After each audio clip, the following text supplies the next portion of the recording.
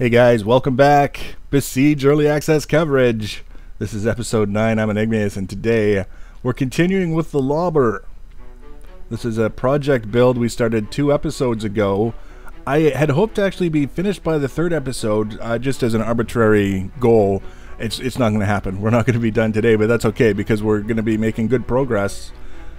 This episode we want to work on the sort of like a cradle device that's going to hold the boulder that's going to be the next thing that the lobber lobs. So we want to be able to reload it and fire more than one boulder. So the first step to making that happen is come up with a way to feed the lobbing arm with a boulder so that it can grab it, lob it, come back, grab another one, lob it, etc., etc. So first step is the cradle. The second step is a way to carefully load that cradle without damaging it, because boulders are big and heavy, and if you just start dropping them into things, they tend to break. So we want to kind of limit the stresses on that cradle mechanism so that it can survive, and then we'll worry about how we're going to get our seemingly limitless supply of boulders into the loading mechanism for the cradle. Sounds a little bit complicated. It's actually not. One of the things that I realized as I was working through this is that we have to be careful about how complex we make things, because we have to assign keybinds to everything in a way that will allow it to work. So the more complicated it is, the more keybinds we're going to need, and eventually it will be overwhelming, and just remembering what keybind works for what system kind of detracts from the whole fun factor. So the more simple we can make things and keep things, the better they're going to work, I think. Now, one of the things I wanted to point out, in the last episode we were talking about frame rate and how you get really complicated things and all of a sudden the frame rate when you're in testing mode or action mode, whatever you want to call it, just goes really low and almost to the point where it's not watchable. A viewer in the last episode suggested that I slow down the camera speed in the game. So when we're in action mode, so to speak, we slow down the camera. So in this case it's 1/4 the normal playback speed, and then when I edit the video afterwards I speed it up to 4 times whatever the playback is, and it looks like it's working at normal speed but at a much better frame rate. So great tip from a viewer. I love when that happens, and leave your feedback when we get into the testing, when we're actually moving things around, and let me know if it works for you. So this first step here is like so many other things when we're building complex machines, is first of all making sure that it's spaced properly so that it connects with everything else the way that it's supposed to. We have this lobbing arm that swings back, and it's got a grabber on the end of it, and we need to have a boulder sort of sitting almost to where the grabber is touching it when it swings back. Almost, because we don't want it... The grabbers are pretty sensitive. Like if they come anywhere near something that they could grab, they just grab it, and that could mean it's stuck to the side of the grabber. It could mean it's stuck to the sort of the corner or the edge of the grabber. We want it basically looking like it makes sense where the grabber has grabbed it, as opposed to just kind of stuck to the block, sort of weird angles. Not only because just, you know, personal pickiness, but performance-wise, I think it'll work better if it's grabbed from the appropriate position. So you can see here, this is the basic mechanism that we're going to be using. We've got that half pipe that's sitting on top of the steering hinge, and that's going to be the cradle thing that's going to hold the boulder. And then the steering hinge is going to let us raise and lower that cradle so that when it's holding a boulder for the arm to grab, it'll be where it is now. And then once the arm has grabbed it, then we can swing the cradle down and out of the way so that it's very easy for the arm to then swing through and lob the boulder. It seemed to me that that would be the easiest way to manage this, because like I said, limiting the keybinds and limiting the things that can break. But one of the things that I just found out through that quick little test is that I'm 1 block too close to the arm, and it actually grabbed the half pipe, which means if there had been a boulder in there, we wouldn't have grabbed the boulder, we would have grabbed the half pipe, and that's not really what we want. So we have to move it back a block.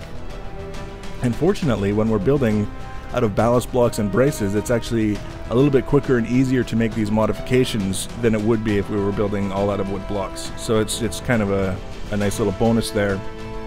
But at the same time, as you can see, when we start getting into the involved bracing setups, it's a little bit of time to rework things no matter what you do. So try to be careful, test things in segments, right? We're building something new, adding on to our machine. It makes sense that we build just a little bit of it and then test everything that we can, and that way if we need to change things, we don't have to change a lot in order to get things set up the way that we need them to be done. That's a trick that I've learned in a variety of different sandbox style games, is test often. Now, as far as the rest of the mechanism goes, it's going to be very large. I was trying to figure out how we could, first of all, how many boulders we could get into play. Not necessarily because it's practical and because we'd be able to use them all, but I mean, what are the options that we can use to get them into play, and based on that, what are the best options that we can use to move them around in order to get them where we need them to be. Now, one of the things that we'll be using is gravity and pistons and half pipes to make sort of sloping half tubes that the boulders can roll through and reposition to wherever we need them in the device. But we don't want boulders falling on sensitive components because they're heavy and they like to break things. I'm very confident that this little thing that we're working on now can hold the half pipe with the boulder in it without breaking, but I don't want to be dropping boulders into it. So we're going to have a fairly large mechanism that's going to hold all of our reserve boulders and get them ready to be loaded into the cradle, and then we're going to have a swinging arm that's going to grab them from the reloading mechanism and swings it over to the cradle and then releases it somewhat gently into the cradle instead of just dropping it out of a chute and having gravity basically destroy our machine. So that's going to be the other half of this video, is building that arm that's going to do the grabbing from the reloading segment to the launching segment, so to speak. And we're already way outside the bounding box, so just a reminder for those of you who are watching it and kind of maybe duplicating it in your own game. You'll be able to mess around with it, but you won't be able to clear any maps with it. You won't be able to get credit for the destruction because it's outside the bounding box. We've got the bounding box turned off, so just be aware of that. This is for practice and experimentation, not actual clearing of maps. So now we've got tested, our cradle mechanism is in place, and now we can kind of build in some extra braces. Now we're focusing on making it as strong and as resilient as we possibly can, because we know we aren't going to have to worry too much about having to change where it is. And once we get this done, braced and happy the way that we want it, that's when we'll start working on the loading arm. It's very, very easy to run out of key bindings, convenient key bindings with something like this, but you can see it's kind of looking a little bit interesting. It's got certainly an aesthetic to it. It's basically a big wooden base, and everything else is connected by braces that could almost look like ropes in the right kind of situation. When you see things moving around, it almost looks like that's how it's supposed to look in the game, but it's not. It's so sneaky what we're doing to make that look the way that it does. So far so good. It's working. It makes sense to me anyways. So now we want to build the mechanism that's going to take the boulders from the loading side to the firing side. Now, I thought about this. It may seem like an unnecessary extra step, but one of the things that I didn't want to be doing is dropping boulders into the cradle, because boulders are very heavy, and when you start dropping them on things, those things start to break. So I wanted something that would allow us to be a little bit more careful about moving the boulders into the cradle so that it survives. It doesn't make sense to be able to load all these, boulders into the machine if the machine breaks after you've loaded your second boulder. It's I wanted to avoid that. So we're going to build a very simple arm that's going to swing back and forth, grab boulders from the loading side, bring it over, drop it much more gently into the cradle, and then the cradle can do its thing, drop out of the way, lob boulders. Everything will be fantastic. Nothing particularly complicated about this arm. We're going to use a steering block. This is another one of those motorized blocks that you can assign keybinds to, and it will behave in certain ways. In this case, instead of steering, we're just going to use it so that it moves the arm back and forth from loading to firing. And you can see here, very simple and straightforward. Here's the arm, and we need to shorten it just a little bit so that when we put the grabber on it, it's lined up properly with the cradle. Here comes the grabber. That's the arm. I mean, really, really simple and straightforward. Like I say, we're doing it out of wood now just because it's easy to do the layout, and then we'll be able to do everything together with braces.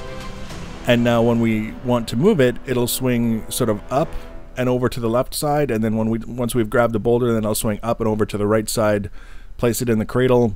Bob's your uncle. Simple and straightforward.